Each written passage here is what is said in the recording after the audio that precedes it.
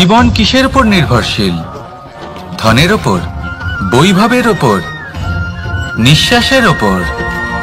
না, এই জীবন নির্ভরশীল বিশ্বাসের উপর। বিশ্বাস নিজের উপর, বিশ্বাস আমাদের আপনজনের উপর। কিন্তু যখন এই বিশ্বাস ভেঙে যায় তখন মানুষের মনও ভেঙে যায়, আর তারপর সে অন্য কিছু করতেই পারে না। তখন কি করা যেতে পারে? তিনটে কাজ আছে যা আপনি করতে পারে। প্রথম, ভালোবাসা। যাকে আপনি ভালোবাসেন, যারা আপনাকে ভালোবাসে, ভুল যারই হোক না কেন, তার কাছে ক্ষমা চাইতে কখনোই সংকোচ বোধ করবেন না। দ্বিতীয় হলো বিশ্বাস। যারা আপনাকে ভালোবাসেন, আপনাকে বিশ্বাস করেন, তাদের বিশ্বাস কখনো ভাঙবেন না। তৃতীয় হলো আশা। যারা আপনাকে ভালোবাসেন, আপনাকে বিশ্বাস করেন, তাদের আশা আপনার সাথে জড়িত। তাদের থেকে কখনো কিচ্ছু লুকোবেন না। এই তিনটে কাজ করুন আর এই জীবন সুপ্রসন্ন হয়ে বলবে, রাধা রাধা। মানুষের জীবনে দুই ধরনের আবেগ থাকে যা চিরকাল তার সাথে বসবাস করে। প্রথম, স্বপ্ন। দ্বিতীয়, অজুহাত। মানুষ হাজার হাজার স্বপ্ন দেখতে পারে। আমাকে এই কাজ করতে হবে, আমাকে ওখানে ঘুরতে যেতে হবে, আমায় জীবনে এই অসম্ভব কাজ বাস্তবায়িত করে দেখাতে হবে, আদি ইত্যাদি। এবার ঠিক যেমন স্বপ্ন দেখেন, সেইভাবে অজুহাতও খুঁজে নিয়ে আসেন। আমি এই স্বপ্ন পূরণ করতে পারলাম না, কারণ আমাকে কেউ সাহায্যই করলো না, কারণ আমি দুর্বল হয়ে পড়েছিলাম, কারণ আমার কাছে সময়ই ছিল না, আদি ইত্যাদি। এবার সাফল্য এবং অসফলতার মাঝখানে এই ধরনের সংঘর্ষ হতে থাকে। সাফল্য তখন লাভ করা সম্ভব যখন আপনার স্বপ্ন আপনার অজুহাতের থেকে অনেক বড় হয়, আর অসফলতা তখন পাবেন যখন আপনার অজুহাত আপনার স্বপ্নের থেকে অনেক বড় হয়। আপনি যদি সাফল্য লাভ করতে চান, তাহলে চেষ্টা করতে থাকুন, পরিশ্রম করুন। যদি অসফল হন, তাহলে ভয়ভীত হওয়ার কোনো প্রয়োজন নেই। নিজের ভুল বুঝুন, তাকে শুধরে নিন, আবার চেষ্টা করুন। কিন্তু যদি নিজের জীবনে অজুহাত নিয়ে আসেন, তখন স্বপ্ন কখনো পূরণ হবে না। আসুন আমার সাথে ভালোবেসে বলুন, রাধা রাধা। মানুষ তার জীবনে শিক্ষা এবং প্রেম এই দুই লাভ করে তার মাতা, পিতা এবং গুরুর কাছ থেকে।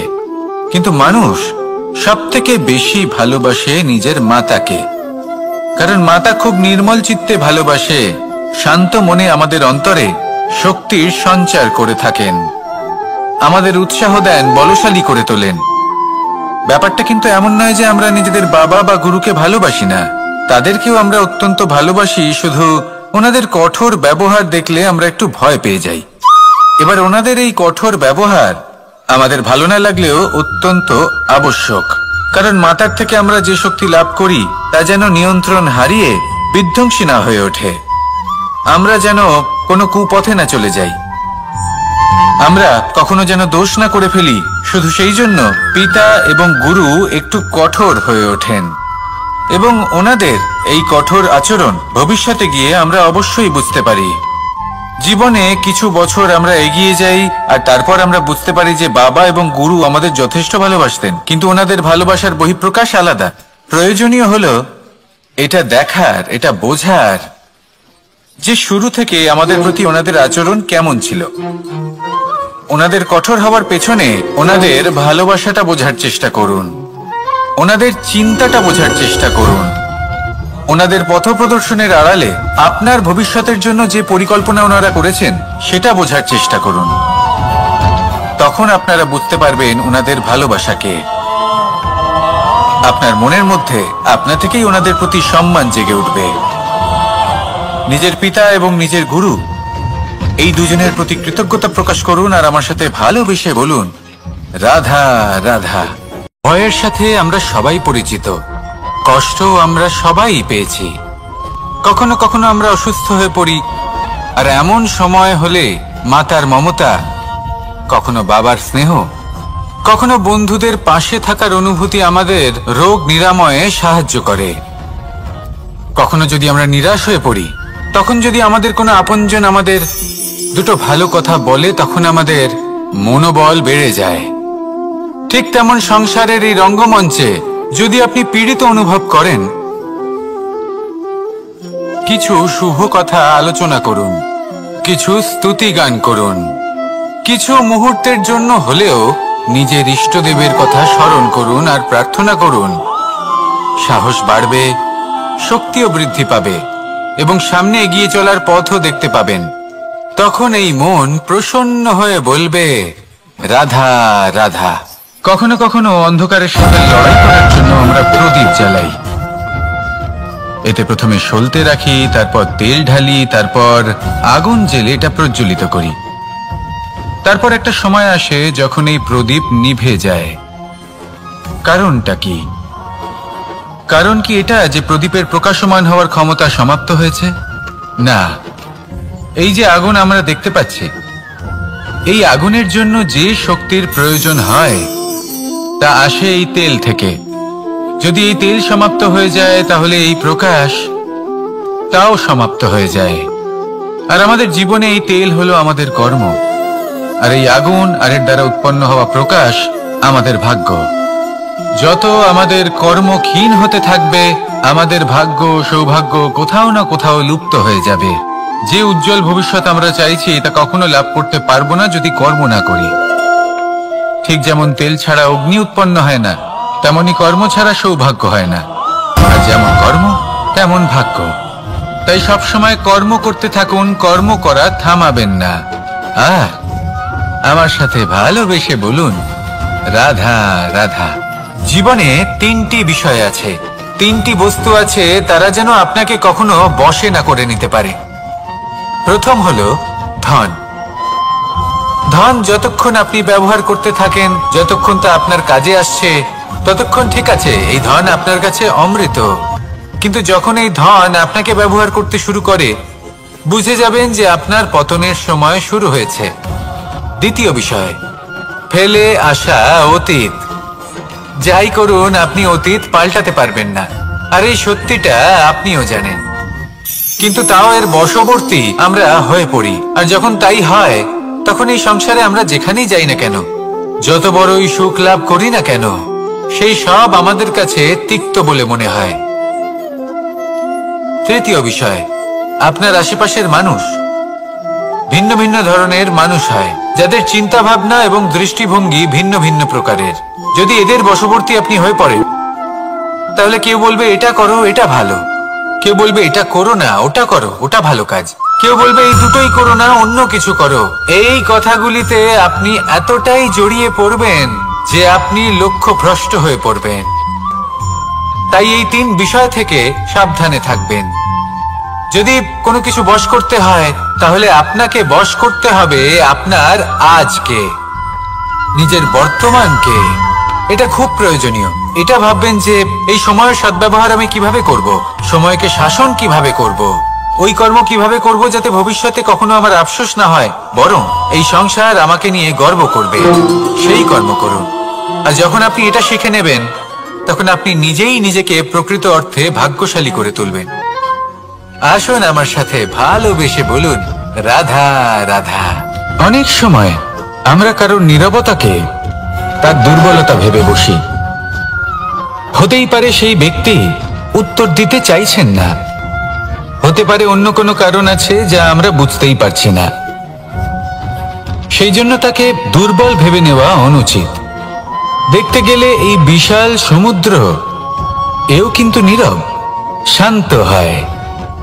কিন্তু যখন সে রুদ্র মূর্তি ধারণ করে, তখন কি হয়?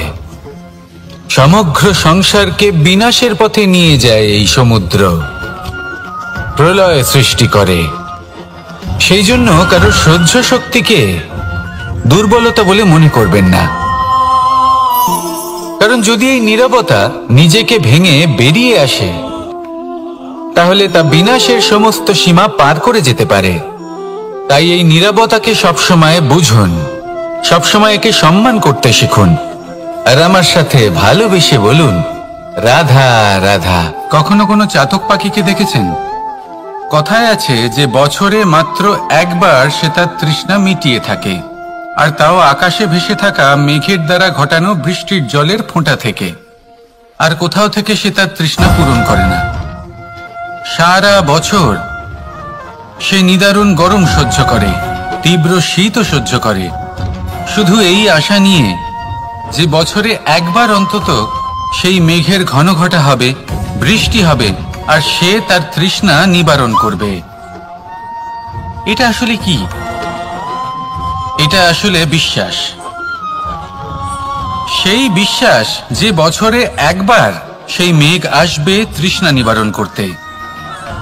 যেমন দেখুন, একটা সূর্যমুখী ফুল সারা রাত অন্ধকারের সাথে যুদ্ধ করে, কারণ তার বিশ্বাস যে ভোরবেলায় সূর্য তাকে অবশ্যই দর্শন দেবেন। সেটাও বিশ্বাস ছিল যার উপর ভরসা করে মনু একটা নৌকা নিয়ে বেরিয়ে পড়েছিলেন এবং সমস্ত সৃষ্টিকে প্রলয়ের হাত থেকে বাঁচিয়েছিলেন। সেটাও ছিল ভালোবাসার প্রতি বিশ্বাস যার উপর ভরসা করে বানর এবং ভাল্লুক সেনা নিয়ে শ্রীরাম আক্রমণ করেছিলেন সমস্ত বরদানপ্রাপ্ত অসুরগণ এবং রাক্ষসগণের লঙ্কায় এবং জয় লাভ করেছিলেন। এই বিশ্বাসই হল এই বিশ্বের আশা। বিশ্বাস রাখুন যে আপনি হলেন সর্বশ্রেষ্ঠ এবং শুধুই নিজের কর্ম করতে থাকুন। এই বিশ্বাসের আশাই আপনাকে প্রতি মুহূর্তে বল প্রদান করবে। এ হলো আমার বিশ্বাস। আসুন আর আমার সাথে ভালোবেসে বলুন, রাধা রাধা। যোগাসন। যোগাসনে আসন অত্যন্ত গুরুত্বপূর্ণ। এবার আমি বলবো সবথেকে শ্রেষ্ঠ আসন কোনটি। আশ্বাস। নিজেকে আশ্বস্ত করতে থাকুন যে আমি আছি, সব ঠিক হবে, যা হচ্ছে ভালোর জন্য হচ্ছে। এই আশ্বাস আপনাকে জীবনে এমন ধনাত্মক বিশ্বাস দেবে যে আপনি বড় বড় সমস্যার সমাধান করতে পারবেন। এবার যদি কথা বলি সবথেকে কঠিন সময়ের, তাহলে সেটা হলো বিচ্ছেদের। যা মা সীতাকে সহ্য করতে হয়েছে শ্রীরামের জন্য, রাধা কৃষ্ণকেও সহ্য করতে হয়েছে। যে ব্যক্তি বিচ্ছেদের সময় সঠিক পথে চলে এসেছে সে জীবনে অনেক শ্রেষ্ঠ স্থানে অবশ্যই পৌঁছতে পারবে। এবার যদি কথা বলি সবথেকে জরুরি এবং গুরুত্বপূর্ণ সময়ের, তাহলে সেটা হলো সংযোগ। সকলকে সাহায্য করতে থাকুন। আপনি অন্যদের সাহায্য করে তাদের যত আনন্দ দিতে পারবেন ততটাই আনন্দ আপনারও জীবনে অবশ্যই আসবে। আসুন আর আমার সাথে ভালোবেসে বলুন, রাধা রাধা। সংসারে সকলে উঁচুতে উঠতে চায়, কেউ নত হতে চায় না। সবাই এটা মনে করে যে নত হওয়ার অর্থ হলো তাদের আত্মসম্মান এবং অহংবোধের বিরুদ্ধাচরণ করা। তাদের মনে হয় যে যদি আমরা নত হই সংসার আমাদের দুর্বল মনে করবে, তাদের শৌর্য এবং তাদের ব্যক্তিত্বের অপমান হবে। কিন্তু এটা কি সত্যি? প্রত্যেকবার নত হওয়ার অর্থ কি সম্মানহানি হওয়া? কখনোই নয়। আপনি নিজের জীবনকেই দেখে নিন। আপনার কোনো অমূল্য জিনিস যদি নিচে পড়ে যায় তাহলে তাকে কিভাবে তোলেন? সেই বস্তুকে তোলার জন্য আপনাকে নত হতেই হবে। আপনি বড়দের আশীর্বাদ কিভাবে লাভ করেন? আপনি নত হয়ে তবেই তাদের আশীর্বাদ লাভ করতে পারেন, তাই না? ভেবে দেখুন, আপনি একটা পথে হাঁটছেন, আপনি দেখতে চাইছেন যে আপনি সঠিক পথে হাঁটছেন কিনা, পায়ের নিচে কাঁটা পড়ে আছে কিনা। কিভাবে দেখবেন? আপনাকে সেই মাথা নত করেই দেখতে হবে। এর অর্থ কি? অর্থ খুব সহজ। প্রত্যেকবার নত হওয়া অনুচিত নয়, সেটা কোনোভাবেই সম্মানহানি নয়। পরিস্থিতি অনুসারে এবং যেখানে প্রয়োজন আপনি নত হতে শিখে গেলে আপনি অনেক কিছুই লাভ করতে পারবেন। জ্ঞান, মান, গুণ, বিশ্বাস। সেই জন্য প্রয়োজন এবং পরিস্থিতি অনুসারে নত হতে শিখুন। এতে অনুচিত কিছুই নেই। আত্মসম্মান থাকা অত্যন্ত প্রয়োজনীয়, কিন্তু তা যেন কখনো অহংকারে পরিণত না হয়। এই বিষয়ে অবশ্যই নজর রাখবেন এবং আমার সাথে ভালোবেসে বলবেন, রাধা রাধা। আমাদের জীবনে অনেক ধরনের ব্যক্তি এসে থাকেন। কেউ কেউ আমাদের সাথে থেকে যান, কেউ আমাদের থেকে দূরে চলে যান। কেউ ভালো মানুষ হন, কেউ খারাপ মানুষ। কিন্তু আমরা সবসময় সেই সময়টাকে নিয়ে দুঃখ প্রকাশ করি যখন আমাদের জীবনে কোনো খারাপ ব্যক্তি প্রবেশ করেন। তারা আমাদের খারাপ অনুভূতি দেন, দুঃখ দেন, কষ্ট দেন। আমরা সবাই তাকে ভালো মন্দ কথা বলি। কিন্তু কেন? এমন বিভিন্ন ধরনের মানুষ, খারাপ মানুষ, ভালো মানুষ সবার জীবনেই আসেন এবং সকলকেই একটা অমূল্য শিক্ষা দান করে যান। এবার আপনি নিজেই ভেবে দেখুন, জীবনে যখন প্রথমবার আপনি আগুন স্পর্শ করেছিলেন তখন আপনি একটা শিক্ষা লাভ করেছিলেন যে আমাকে আগুনের থেকে একটু দূরে থাকতে হবে। তারপর আস্তে আস্তে আপনি শিখলেন যে কিভাবে এই আগুনকে নিয়ন্ত্রণে রাখতে হবে। তারপর আপনি শিখলেন যে কিভাবে নিজের জীবনে তাকে প্রয়োগ করতে হবে, তা সে অন্ধকারে প্রকাশ লাভ করার জন্য হোক বা খাবার বানানোর জন্য। সেইভাবেই কোনো খারাপ ব্যক্তি যখন আপনার জীবনে আসে কোনো শিক্ষা দিয়ে যান, তার প্রতি কৃতজ্ঞ থাকুন। তার বিষয় খারাপ ভাবার বা খারাপ অনুভূতি নিয়ে থাকার কোনো প্রয়োজন নেই। সেই শিক্ষা লাভ করুন, ইতিবাচক মনোভাব নিয়ে জীবনের সামনে এগোতে থাকুন। কেউ নেই যিনি আপনাকে বাধা দিতে পারেন। আসুন আমার সাথে ভালোবেসে বলুন, রাধা রাধা। অনেক সময় আমরা জীবনে অনেক মানুষকে এমন বলতে শুনে থাকি যে আমি অসফল হয়েছি কারণ আমার সময় ভালো যাচ্ছিল না। আমি এই জিনিসটা লাভ করতে চাইছিলাম কিন্তু করতে পারলাম না কারণ আমার সময়টা ভালো যাচ্ছিল না। আমি আমার জীবনে ওই মহান কাজটা করতে চাইছিলাম কিন্তু করতে পারলাম না। কেন? কারণ আমার সময়টা ভালো যাচ্ছিল না। কিন্তু যে মুহূর্তে ভালো সময় আমার জীবনে আসবে আমি সব কিছু প্রাপ্ত করব। এমন প্রায় প্রত্যেকেই বলেন।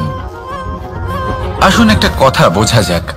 একজন মালিকে দেখুন, সে প্রত্যেক দিন গাছের সেবা করে, তাকে জল দেয়, তার যত্ন আত্তি করে। কেন?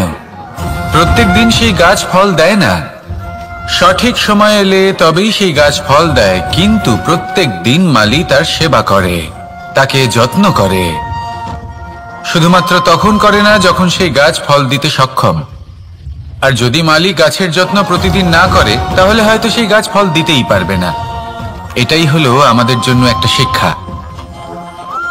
যখন সময় আমাদের জন্য অপেক্ষা করে না তখন আপনি সময়ের জন্য কেন অপেক্ষা করছেন? ভালো সময়ের জন্য অপেক্ষা করবেন না। ভালো এবং শুভ কর্ম দ্বারা ভালো সময়কে নিজের কাছে টেনে আনুন। নিরন্তর কর্ম করুন, পরিশ্রম করতে থাকুন। শুভ সময় আপনা থেকেই আপনার কাছে আসবে। আসুন আমার সাথে ভালোবেসে বলুন, রাধা রাধা। জীবনে এমন কিছু কাজ রয়েছে যা আমাদের কখনোই করা উচিত নয়, যেমন আশা করা। যদি আপনি আশা করেন আর আপনার আশা পূর্ণ না হয় আপনি খুবই কষ্ট পাবেন। এবার আপনি যদি প্রতীক্ষা করেন, করতেই থাকেন, আর সেই ব্যক্তি যদি না আসে তাহলেও খুব কষ্ট পাবেন। আর হলো তুলনা। আপনি যদি তুলনা করতে যান তাহলে এটাই ভাববেন যে হয় আমি বা অন্য কোনো ব্যক্তি, এই দুজনের মধ্যে কোনো এক ব্যক্তি নিকৃষ্ট। আর এই ভাবনাটাই হলো অনুচিত। যদি আমরা কথা বলি সেই সব বিষয়ে যা আমাদের করা উচিত, যেমন পরীক্ষা। এই পরীক্ষা সবসময় আমাদের আরো সফল করে তোলে, আরো শ্রেষ্ঠ করে তোলে, আরো উৎকৃষ্ট করে তোলে। আসন্ন মহাসংগ্রামের জন্য আমাদের প্রস্তুত করে তোলে এই পরীক্ষা। তাই এই পরীক্ষার থেকে কখনোই পালাবেন না, এর সম্মুখীন হন। আর হলো কর্ম। কর্ম করা কখনোই বন্ধ করবেন না। তুলনা করার বদলে কর্ম করুন, প্রতীক্ষা করার বদলে কর্ম করুন, আর আশা করার বদলে কর্মই করুন। জীবন সফল হয়ে যাবে। দেখুন, সবার শেষে সত্যি বলতে এই কর্ম আর এই পরীক্ষা, এই দুই আমাদের জীবনকে সুখী করে তুলতে পারে। আসুন আর আমার সাথে ভালোবেসে বলুন, রাধা রাধা। মাকড়সারা ভীষণ পরিশ্রম করে এটা তৈরি করে, নিজের শরীরের রস দিয়ে এই জাল বনে। আপনি কি এটার উদ্দেশ্য জানেন? আসলে মাকড়সা এই জালে ছোট কীটপতঙ্গ ধরে তাদেরকে খাদ্যরূপে গ্রহণ করে। কিন্তু আপনি কি এই কথা জানেন যে একদিন মাকড়সা নিজেই নিজের জালে জড়িয়ে মৃত্যুবরণ করে থাকে। বলুন কি করেন আপনি এই জাল দেখতে পেলে? দেখতে পেলেই মুছে ফেলেন এর অস্তিত্ব, তাই না? তেমনি অন্যদিকে পাখির বাসা, পাখিরাও ভীষণ পরিশ্রম করে এটা তৈরি করে। কিন্তু যদি পাখি একদিন এটা ছেড়ে চলে যায়, তাহলেও লোকে এটা নষ্ট করে দেয় না। কারণটা কি? এর কারণ হলো এর নির্মাণ জীবন সঞ্চারের জন্য করা হয়েছিল, নষ্ট করার জন্য নয়। তাই মনে রাখবেন, জীবনে আপনার পরিশ্রম যতই বেশি হোক না কেন, যদি আপনার লক্ষ্য শুভ না হয়, তাহলে আপনারও বিনাশ নিশ্চিত। তাই সৃজন করতেই থাকুন আর মুগ্ধ হয়ে বলুন, রাধা রাধা।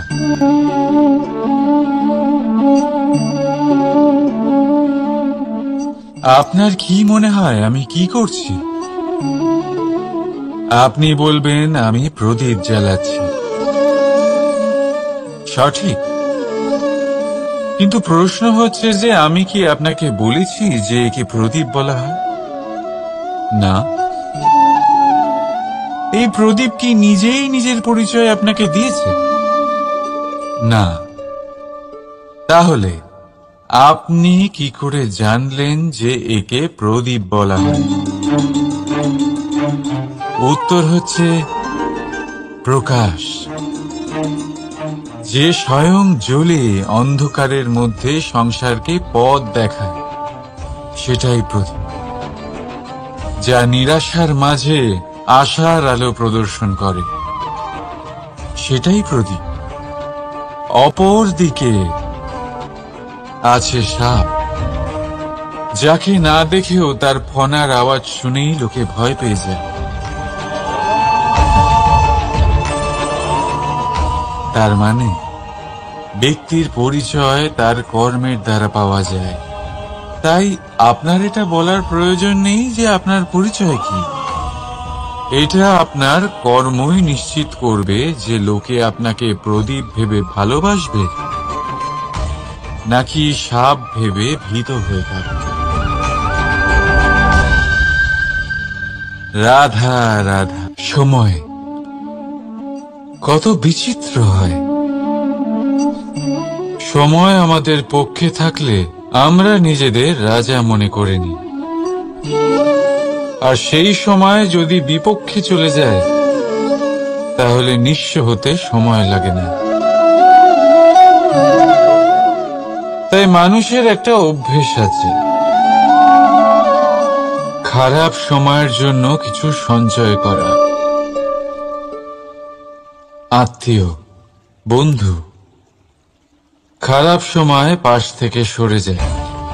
যশ, মান প্রতিকূল সময় চিরস্থায়ী হয় না। তাই মানুষ মনে করে অর্থ সঞ্চয় করাই শ্রেয়। অর্থের কোনো হৃদয় নেই যা সময়ের সাথে পরিবর্তিত হবে। সংসার বলে সর্বদা অর্থ সঞ্চয় করতে থাকুন। খারাপ সময় অবশ্যই কাজে লাগবে, কিন্তু আমি বলবো শুভ কর্ম করতে থাকুন, আনন্দে থাকুন, নিজের ওপর আর ঈশ্বরের ওপরে বিশ্বাস রাখুন। খারাপ সময় কখনো আসবেই না। রাধা রাধা। প্রকৃতি মানুষকে এক বিশেষ শক্তি দিয়েছে, অন্য জীবের থেকে বেশি শক্তি দিয়েছে। স্মরণ শক্তি। এই শক্তি মানুষকে অন্য জীবের থেকে ভিন্ন করে, ইতিহাস রচনা করার প্রেরণা দেয়, জ্ঞানকে বংশানুক্রমে এগিয়েও নিয়ে যায়। আর যারা ভুলে যান, অধিকাংশ সময় তারা উপহাস আর দয়ার পাত্র হয়ে যান। কিন্তু এটাই কি প্রকৃত রূপে সত্য? না, এই স্মরণ শক্তি মানুষের বিকাশে সব থেকে বড় বাধা হয়ে দাঁড়ায়। তার মনকে দূষিত করে দেয়। খারাপ অভিজ্ঞতা, কারোর করা বিশ্বাসঘাতকতা, কারোর কটাক্ষ বেশিরভাগ মানুষই ভুলতে পারেন না, আর তারপর প্রতিশোধ নিতে উদ্যত হন। প্রথমে সময় নষ্ট করেন প্রতিশোধের প্রস্তুতিতে, আর তারপর সময় নষ্ট করেন প্রতিশোধ নেওয়ার সুযোগ খুঁজতে। যদি সন্তুষ্টি পেতে চান, যদি জীবনে আনন্দ পেতে চান, তাহলে স্মরণ শক্তির সদ্ব্যবহার করুন। নিজের স্মরণ শক্তিকে চালনা করুন শুধুমাত্র ভালো কথা আর ভালো স্মৃতির দিকে। জীবনে আনন্দ পাবেন। রাধা রাধা। মানুষ নিজের পরিবারের জন্য কত কিছুই না করে। দিন রাত পরিশ্রম করতে থাকে যাতে তার পরিবারের প্রয়োজন পূরণের জন্য অর্থ রোজগার করতে পারে। কিন্তু শুধু অর্থ রোজগার করাটাই কি যথেষ্ট?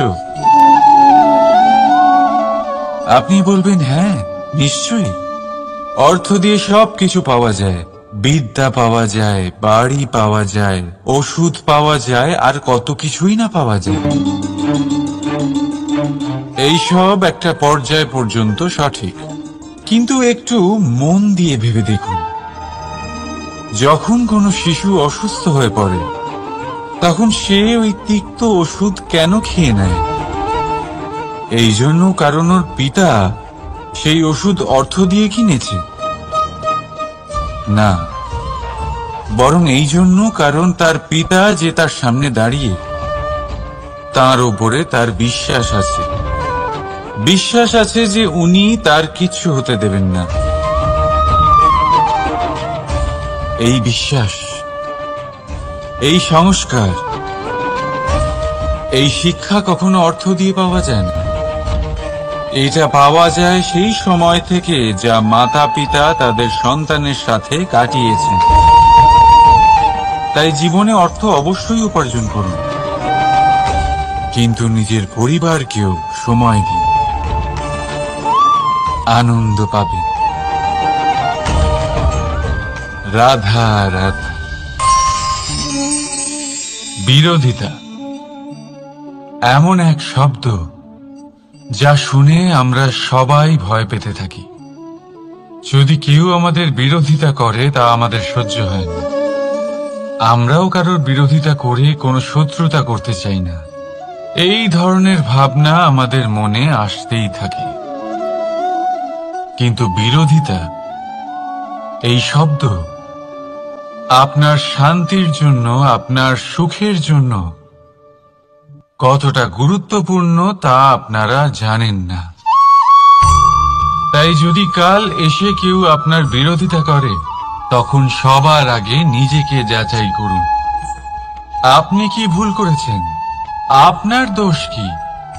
নিজের মধ্যে কি ত্রুটি আছে সেটা বোঝার চেষ্টা করুন। নিজেকে সংশোধন করার চেষ্টা করুন, তারপর দেখুন বিরোধিতার এই আগুন আপনাকে স্বর্ণ থেকে কুন্দন বানিয়ে তুলবে। বলা হয় এই সংসারে খারাপ বেড়েই চলেছে, কিন্তু তার কারণ এ নয় যে খারাপ মানুষ বেড়ে চলেছে। তার কারণ হলো যে ভালো মানুষ, যাদের ভালো চিন্তা, ভালো বিচারধারা আছে, তারা খারাপের বিরোধিতা করতে পারে না। যদি আপনার সম্মুখে কোনো খারাপ কর্ম হয়, তাহলে তার বিরোধিতা করতে সংকোচ করবেন না, কারণ বিরোধিতার এই আগুন মন্দকে পিছুপা হতে অবশ্যই বাধ্য করে। রাধা রাধা। বিশ্বাস, জীবনে বিশ্বাস কতটা গুরুত্বপূর্ণ। একজন স্ত্রী তার স্বামীর হাত ধরে যে কোনো জায়গায় যেতে পারেন, এর কারণ হলো বিশ্বাস। তার নিজের স্বামীর ওপরে বিশ্বাস আছে। যখন একজন মা তার ছোট বাচ্চাকে কোলে তুলে হাওয়ায় ওঠায়, তখন সেই বাচ্চা ভয়ভীত হয়ে যায় না। তার কারণ হলো বিশ্বাস। তার বিশ্বাস আছে যে তার মা তার কিচ্ছু হতে দেবে না। এক বৈদ্যের দেওয়া ঔষধ সন্তান কিছু না বুঝে শুনেই খেয়ে ফেলে। সেই বৈদ্যের জ্ঞানের বিষয়ে তার কোনো ধারণাই থাকে না, শুধু নিজের পিতার উপরে বিশ্বাস আছে যে তার পিতা তাকে খারাপ কিছুই দেবে না। যখন এই সংসারের প্রতিটা বন্ধন বিশ্বাসের উপরে দাঁড়িয়ে আছে, তাহলে কেন এই বিশ্বাসকে আমরা জীবনে আনতে পারি না? আপনি নিজেই দেখুন, এই বিশ্বাস নিজের জীবনে এনে দেখুন, সবকিছু আরো সুন্দর হয়ে যাবে। তাই ভালোবেসে বলুন, রাধা রাধা।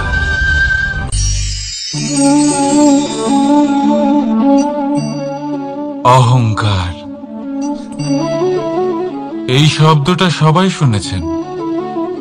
বহু মানুষকে আপনি এটা বলতে শুনেছেন যে ওই ব্যক্তির অহংকার আছে, ওই মানুষটির ক্ষমতার অহংকার আছে, ওই ব্যক্তির নিজের রূপ নিয়ে অহংকার আছে, ওই ব্যক্তির নিজের অর্থের অহংকার আছে, ইত্যাদি ইত্যাদি।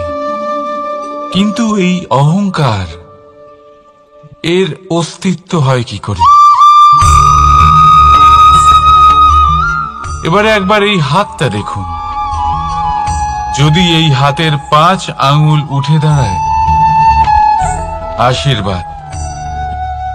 আর যদি এই হাতের 5টা আঙ্গুল একসাথে মুঠো হয়ে যায়, শক্তি, সংকটের বিরুদ্ধে ঢাল। কিন্তু এই একটা আঙ্গুল সংকটের কারণ হয়ে দাঁড়াতে পারে। এই একটা আঙ্গুল শত্রুকে আহ্বান জানায়। এবার অহংকার বলে এই শব্দটাই দেখেন। আমাদের থেকে আলাদা হয়ে গেলে হয় অহং। অহং অর্থাৎ ব্যক্তির মনে হয় যে সে আপনদের থেকে, নিজের বন্ধুদের এবং সঙ্গীদের থেকে, নিজের পরিবারের থেকে অনেক উপরে, অনেক শ্রেষ্ঠতর সে। কিন্তু মনে রাখবেন, এই অহংকার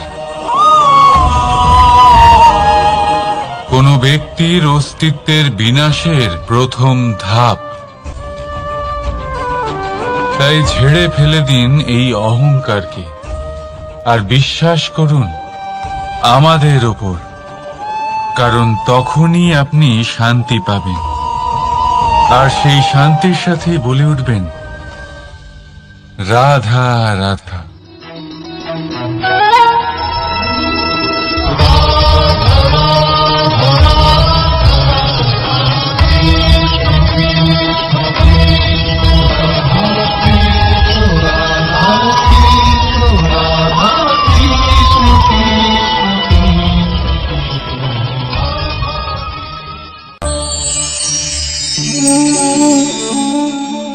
সাফল্য।